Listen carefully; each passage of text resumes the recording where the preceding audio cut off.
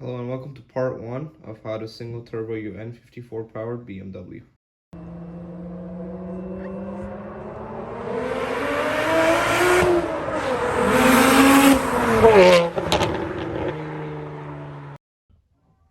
I already have the subframe and turbos removed from the car, so I'll be just getting right to it. Okay, so the oil feed line has 2 holes coming out of it and a block off screw. The oil feed line sits like this, so you want to decide which hole you want to use. I'll be using this one up here, and I'll be blocking this side off.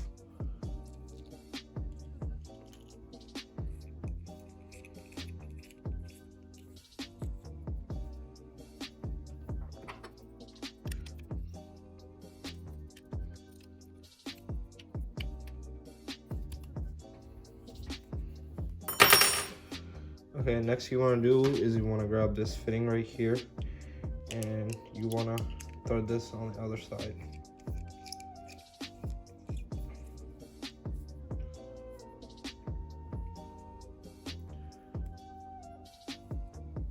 And you want to tighten that later on.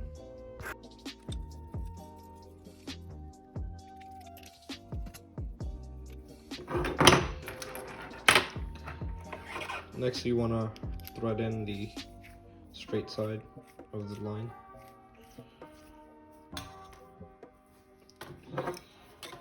And just make sure it's tight.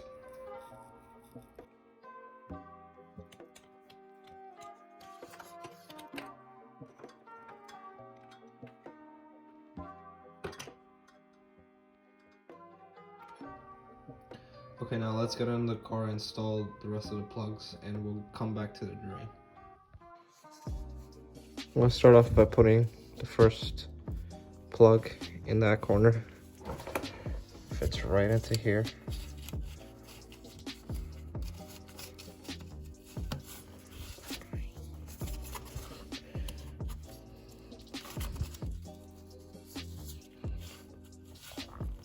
So I finally got the plug in. I had to use some extra force on it to get it to slide in. You might also want to lube up the hole itself on the block so it'd be easier for you to slide in. I secured it with the OEM bolts. On3 doesn't provide bolts, so you just have to use the OEM ones. Now I'm just gonna move on to the oil drain on the rear. This is the fitting for the rear. Just slides right into place. I just have to remove the screw, and I'll just cut the video here and then I'll show you once it's installed. It's kind of difficult to record. So this is how it looks like after it's all bolted down. There's one more block off plug for the coolant feed line on the top right corner. I'm just gonna cut it here. I'm gonna show you how that looks like. So I got this plug in.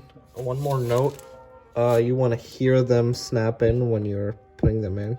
Otherwise they're not going to be in correctly and they are going to leak. There's 2 more on the water pipe that go here, and the oil feed and the drain. We're going to be putting the oil drain in. I'll show you how that looks like afterwards. So I got the oil feed line in. I did have a slight issue with this. When I put in the screw, it was kind of loose, so I added these 2 washers. It doesn't wiggle anymore. Also, I also tightened the hose, the fitting, and the block off screw. Now we just have to put the 2 plugs in on the water pipe that goes to the water pump. Okay, so now we're just gonna put the plugs in the water pipe.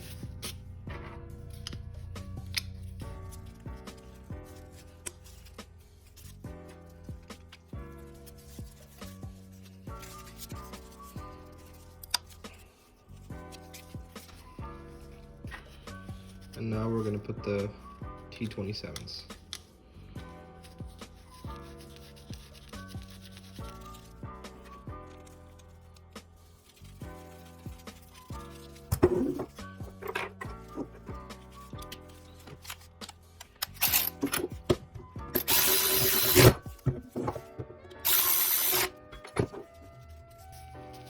Okay, that looks good.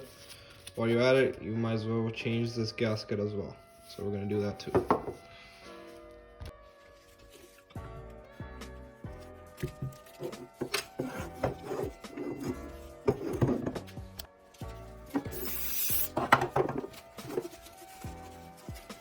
want to clean this up as much as you can so the gasket sits perfectly fine.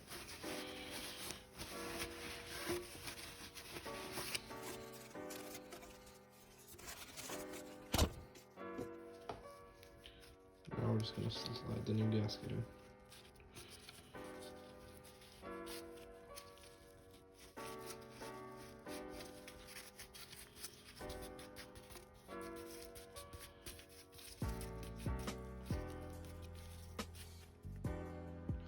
Okay, before we put the water pipe back on, I was gonna slide the hose onto the fitting, but there was a slight issue. It just doesn't fit right. It's the hose is kind of too tight. So I had extra 3/4 heater hose from Amazon, and it works like a charm. Also, when you're putting your hose on, you also want to use your DEI heat sleeve or whatever you have. I bought this from Amazon and I actually bought the wrong size. You want to get this, so this is a 3/4 heater hose. You want to get at least like an inch size.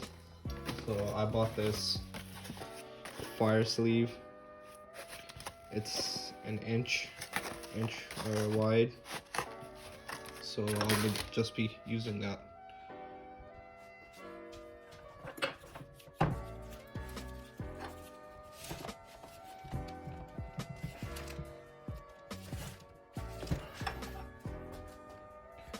Now before you slide the fire sleeve on, just cut the hose to the length of the hose that was provided. I'm just gonna cut like an extra inch or something, just in case.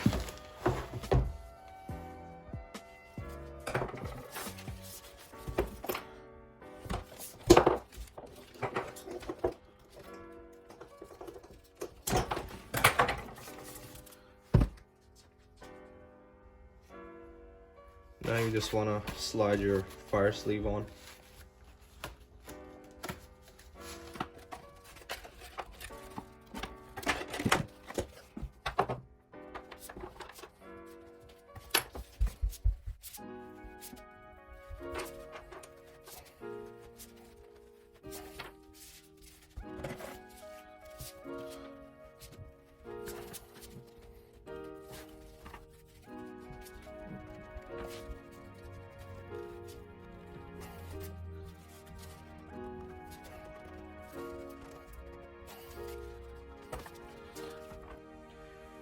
Okay, so I got the sleeve on. It took a lot of effort. You want to leave a tiny gap right here because it provides you with the tape to tape it up from here.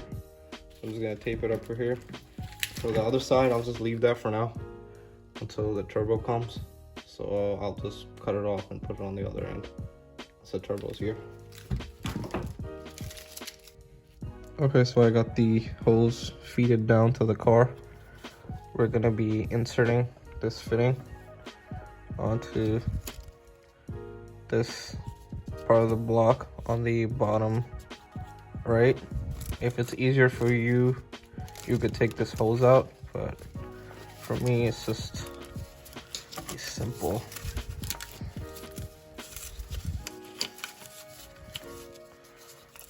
It just slides in for me. Okay, so I got the drain in. I had to use 2 washers here because the bolt right here wasn't sitting in properly. It was just messing up the previous hole. It just made it a little bigger. So this is aluminum, so it's easier to do. It's kind of a softer metal, so you want to be careful with it. I also did pour some oil down here from the top with a funnel, so looks like there's no leaks, so we're good. Now you want to get the water pipe on with the 40 Torx bolts. You also want to clean this up, and you want to hook it up to your water pump. So I got the water pipe in. I had to take this U hose off move it to the side because to tighten this hose clamp. Also, you want to keep that loosened for now so you could finesse the top side of the manifold through here. And now we're just gonna heat wrap this, and then we're gonna move to the installing the manifold. So for the oil feed, I'm just gonna be using this DI cool tube.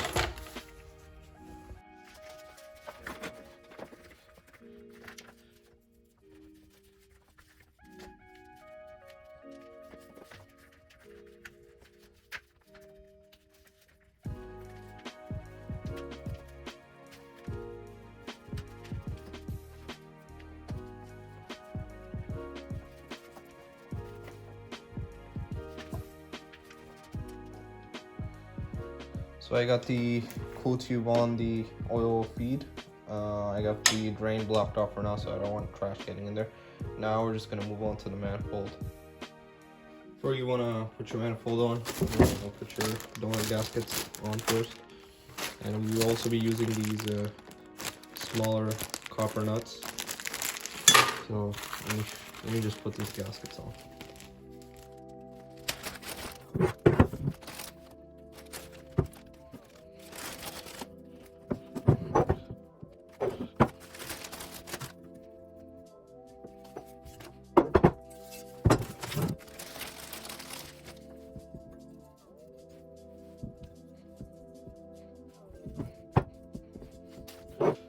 Okay, so I'm gonna start off by mounting the front side of the manifold. So let me show you how that looks like. Okay, so I have the manifold sitting on 2 nuts right now. So I basically have this water pipe on the side and I just finessed it through. I might have to remove some of the hoses up top so I could reach the nut right here and the nut right here and some at the top. So you wanna torque them down. I'll put the pattern, picture of the pattern, how they're supposed to torque down.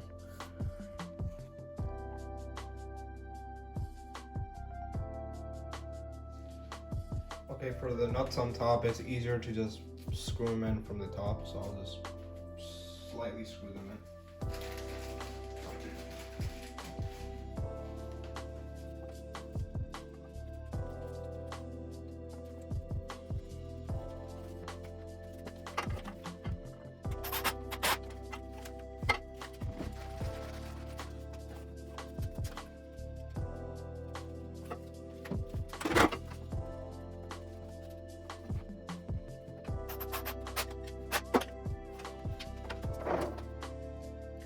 So I got most of these nuts on from the top. For these two, I could just only thread them on. So I'll look down. It seems like the water pipe is in the way. So I'll be just removing the water pipe and then tying those down and put the water pipe back on. Okay, so I got the water pipe off. Now I have access to this nut right here. And I could probably finesse this wrench into that nut right there. The camera's not focusing on that nut right there. So I'll just use this 11mm wrench. Tighten those two down, and then you want to double check the rest are also tight because these are graphite gaskets. And once you tighten them down, the other ones start to get loosened. So you want to do that. Put the water pipe back on. And if there's an issue tightening that nut right there, you could remove the water pump. I'll try not to do that. So let me show you how it looks like when it's all tightened down. Okay, so I got that nut right here tightened. I couldn't reach the one on this side right here. So I just loosened these 2 E-torques from the water pump. And I'm just gonna push it to the side and try to get it from this side right here. Just behind this oil drain. I'm gonna put my wrench down there and just tighten it down. And then I just wanna make sure everything else is also tight until So I got the rear part of the manifold sitting on one nut right now. I don't have it tightened down. So I think everything will line up perfect once I have this tightened up. I just wanted to see if there was enough space to put the water pipe bolts in. So you could put the bottom two from here, and the top you could probably just screw them in like that. And moral of the story, put your manifold in first, then put your water pipe in, and then put your water pump and stuff in, just like how you do the twin turbos. So I will show you how it looks like once this is all tightened down and once the water pipe is in. So I got the rear manifold in. I tightened all the nuts all over again, and now I'm just gonna put in the water pipe, put this water pump back on, and put the V-band on. You can see it's just perfect alignment, perfect fitment. And then after that, we're gonna assemble the wastegate. We have to change the wastegate spring, and we're gonna run it down here. So I got the water pipe in from the block side. It was actually very difficult to put these bolts in, so a 1/4 ratchet and with the E-torque should help. I also did use a combination of swivels to help me tighten that down. So I got the water pump, thermostat all in place, and I also put on the V-band. The water pipe's also in place. All the hoses are intact, all the fittings are in. Now we just have to rebuild the wastegate first, and then mount the wastegate with the dump tube. Okay, for testing your wastegate, you're going to need a pressure regulator and an air compressor along with the hose. You can also use, I think there's another way, you can use the vacuum guns. I'm not sure what they're called, but I'm just going to be using my tiny compressor I have. You want to grab this pressure regulator with the two fittings for the air compressor, and you need some 1/4 vacuum line to plug in the regulator with the wastegate. So I'll be telling you how this wastegate works. So this wastegate has two ports.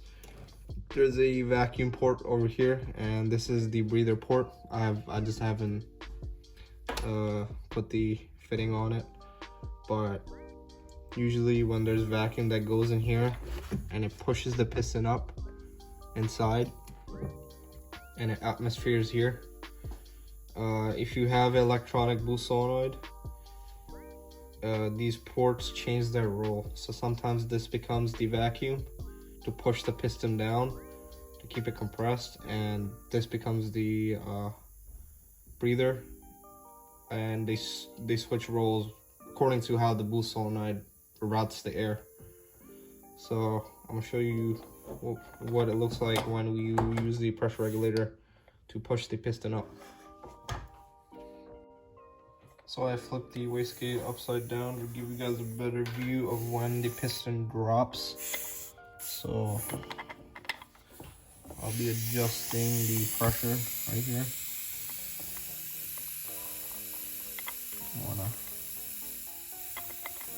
twist it.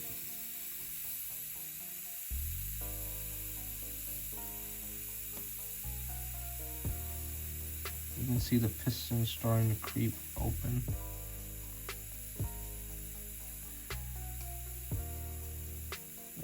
So you can see that this piston opens at about 5 to 6 psi. As I mentioned, it has a 6-pound spring in there, so this is how it looks like when it's wide open. 20 psi, it's wide open. I'm gonna bring the pressure down. Piston starts to creep up.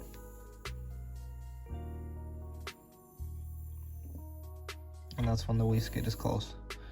So once I change the spring, which I will also be showing, you wanna do this test. Make sure you got the right spring in there and the wastegate's working fine before you mount it onto the car.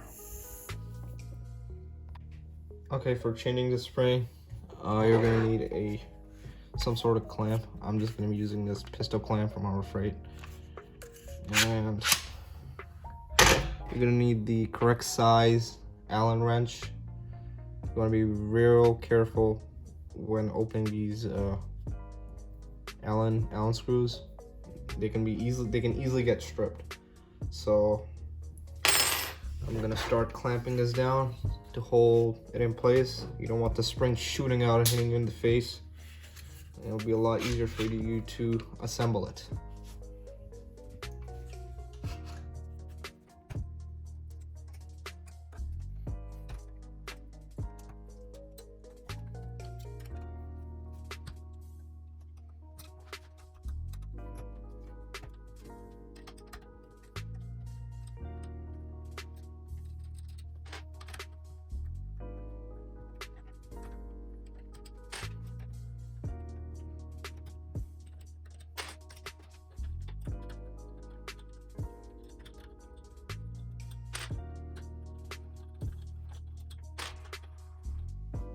So I moved my wastegate to the area where my vise is mounted.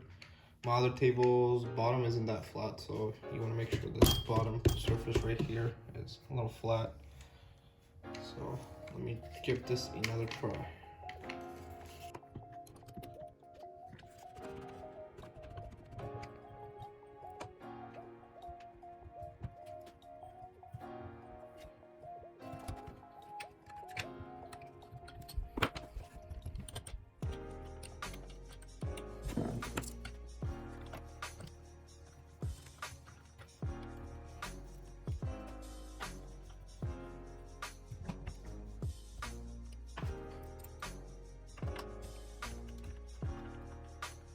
So finally got the 14-pound spring in. Now we're gonna test it with the pressure regulator, and I'll show you how it looks like.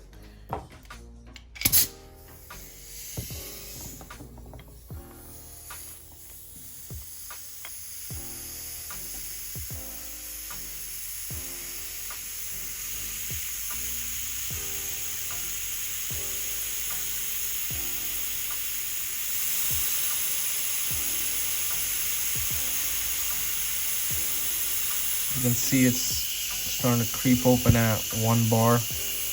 That's about 14 psi if you convert it on Google. So, and we go up to 20, 25.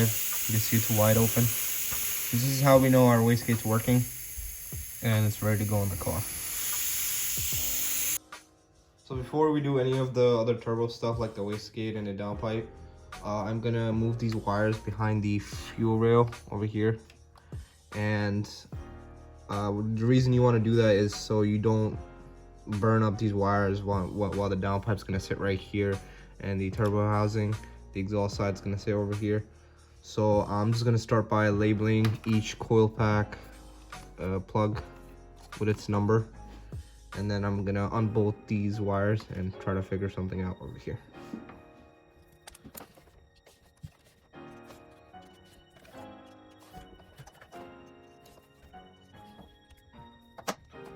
Okay, so I'm just gonna loosen these bolts here. These are E-Torx. Let me check the size.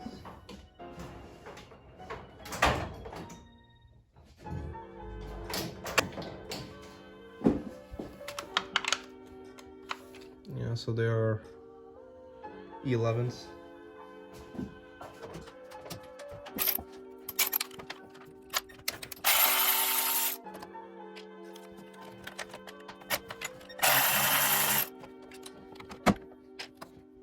Okay, so before I take all the wires out from this plastic container here, I'm just gonna loosen up these fuel rail pipings that are coming down to the injectors. I'm gonna take them all off because we're just gonna run them under here now.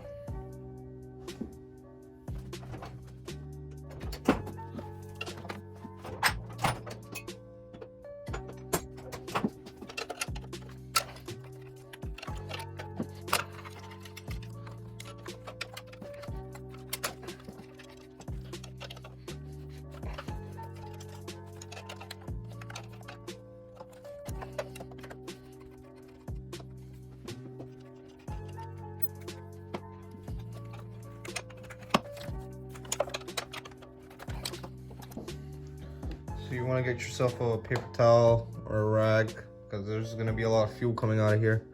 You don't want that getting all over your valve cover.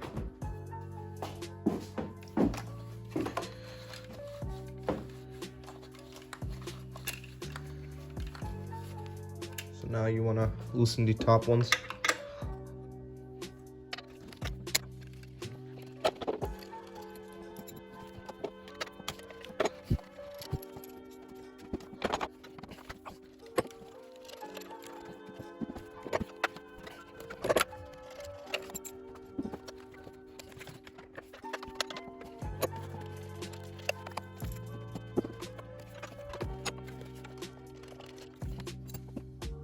Okay, so I got all the flares out.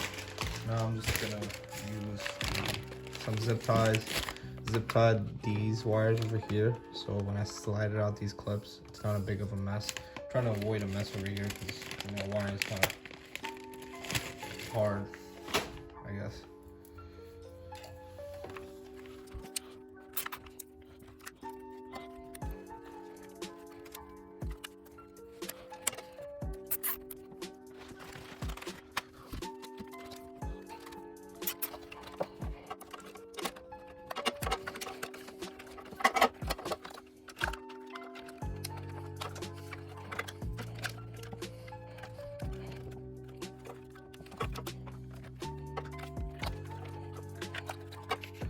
So I got the clips off and I took out the wires from inside of it. And there was this one retainer clip that goes to the coil pack wiring, and it slides right into there onto this plastic thing. So it was kind of challenging to get it out, but then I realized this clip pops out and everything came out on it. So I got myself some wiring loom. I'm just gonna loom up the coil pack wires first, and then loom these up. And I'm just gonna try to mess with the fitting, move these around, see if they're getting pulled or not. Try to tuck them in over this fuel rail.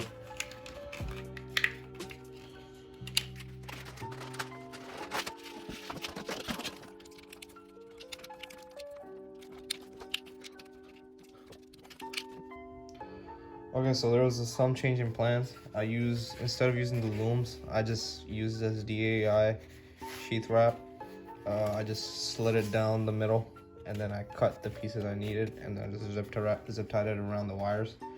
I got the first three of the the fuel rail already in there, and this is how it looks like. Before you want to wrap the other side and put the fuel rails back on, we're gonna wire the boost box, and we're gonna route that around the car. Okay, so I'm gonna be using a MHD flash method for tuning this car. So I'll be needing a boost box, Motive boost box.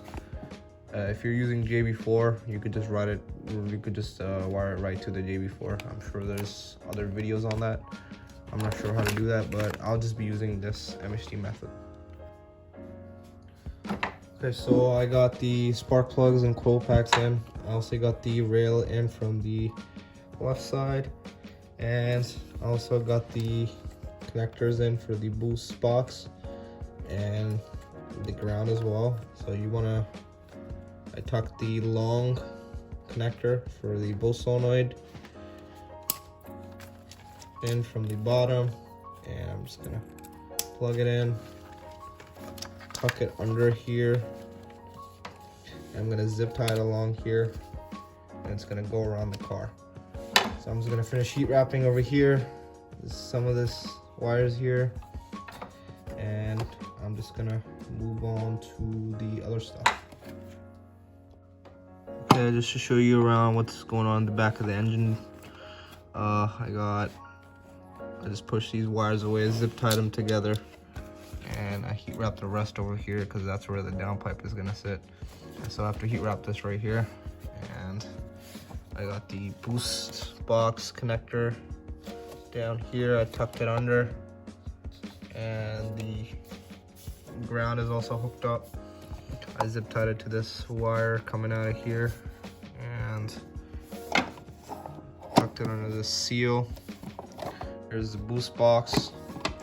It's gonna go all the way down, and the boost box connector that goes to the max solenoid. It's right here. It's gonna go straight down. The max solenoid is gonna sit either here or here. So I've not decided that. So I'm just gonna get to putting the reflective tape on the valve cover, and I'll see you in the next video.